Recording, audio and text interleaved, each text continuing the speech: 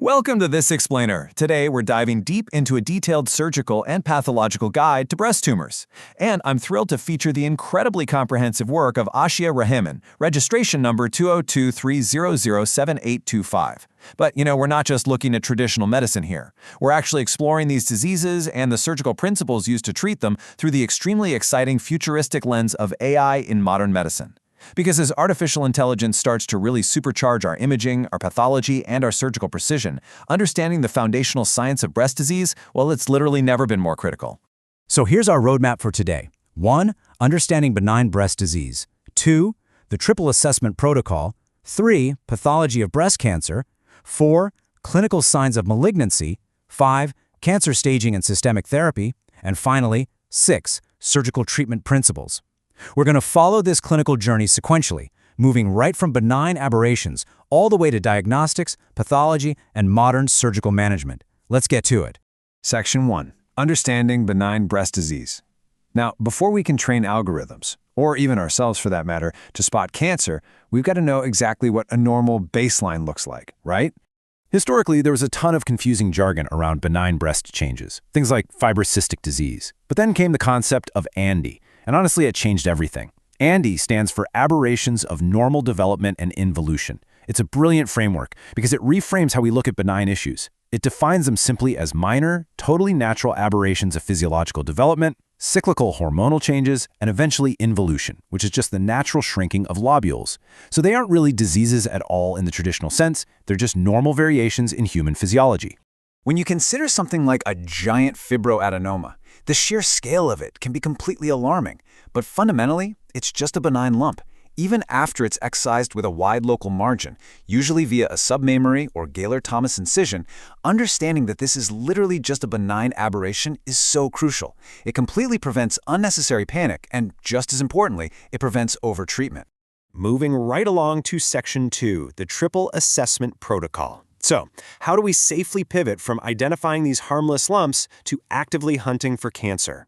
Well, that brings up a massive question, arguably the most critical question every single breast surgeon faces. How exactly do we distinguish a harmless physiological aberration from a potentially deadly malignant tumor? Because even in an era where AI is starting to powerfully assist with risk stratification, human clinical judgment still absolutely relies on a gold standard workflow.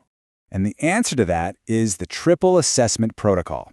Think of it as a rigorous, non-negotiable three-step checklist. Step 1, a thorough clinical history and physical examination. Step 2, dedicated breast imaging, usually an ultrasound for young women with dense tissue, and a mammography as the primary tool for older women.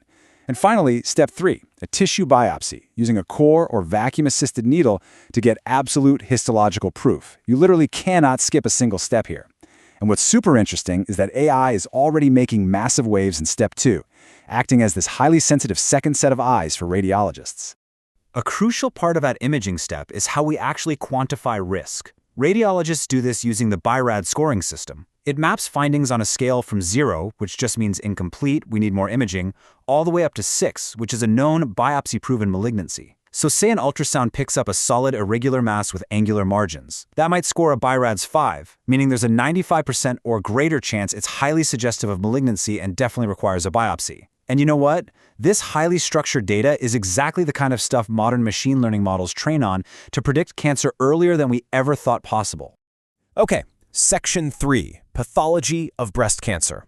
Let's explore what actually happens at the cellular level if that triple assessment does, unfortunately, confirm cancer.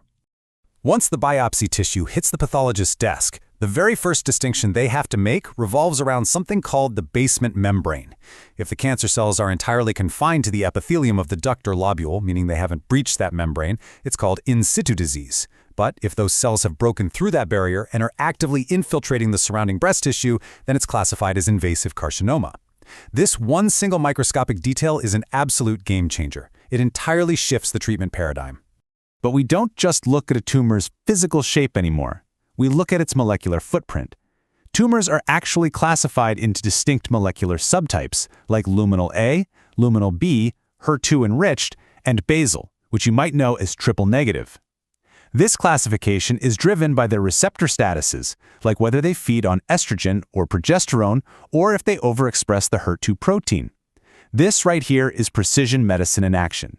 By pinpointing the exact receptor status, oncologists and increasingly AI algorithms can perfectly match the patient to highly targeted systemic therapies that literally choke off the tumor's specific fuel supply. Section 4. Clinical signs of malignancy. So, we've talked about cells, but we really need to map how these microscopic cellular pathologies translate into the actual physical signs a doctor sees during an exam. You see, a growing tumor doesn't just sit there quietly. It kicks off a whole mechanical cascade. It releases growth factors that induce a desmoplastic reaction. Basically, fibroblasts start frantically laying down collagen. As this collagen contracts, it literally shortens the suspensory structures inside the breast, known as Cooper's ligaments. It's kind of like a string being pulled tight from the inside. This internal pulling creates those classic visible external signs, like skin dimpling or nipple retraction. And it gets worse. If the tumor blocks lymphatic drainage, the skin becomes swollen and pitted. It creates a texture exactly like an orange peel, which is clinically known as peau d'orange. When a clinician sees these physical signs, they are massive red flags. Moving on to Section 5, Cancer Staging and Systemic Therapy. Now that we know how to recognize the signs, how do we map the true extent of the cancer and, prepare the body for surgery? The critical step here is staging, and we use the AJCC-TNM system for that. It's pretty straightforward. T stands for tumor size, N is for lymph node involvement, and M is for distant metastases.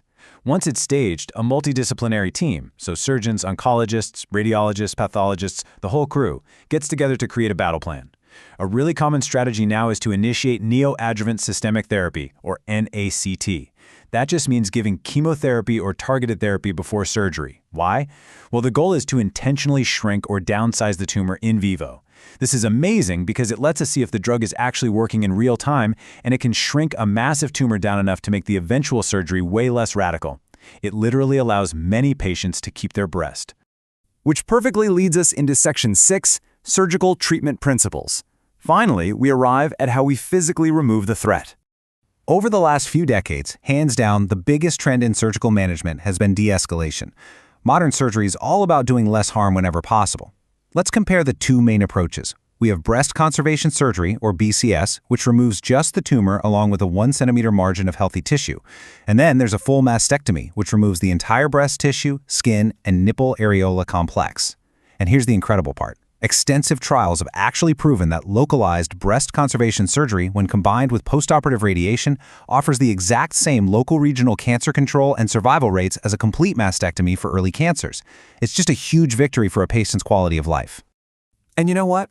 This exact same principle of doing less harm extends to the lymph nodes too. In the past, surgeons would just clear out the entire armpit, which caused severe, lifelong swelling issues for patients. But today, we do a sentinel lymph node biopsy. Surgeons inject a special blue dye and a radioactive isotope right into the breast. That dye naturally travels to the very first echelon lymph node, the sentinel or guardian node.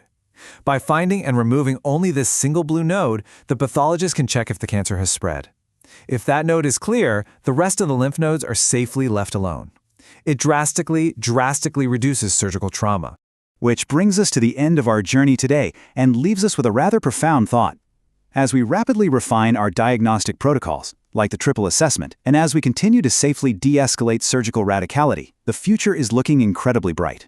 I mean, just imagine a near future where AI instantly maps a tumor's molecular subtype, predicts exactly which neoadjuvant therapy will shrink it perfectly, and then actively guides the surgeon to remove it with absolute millimeter precision.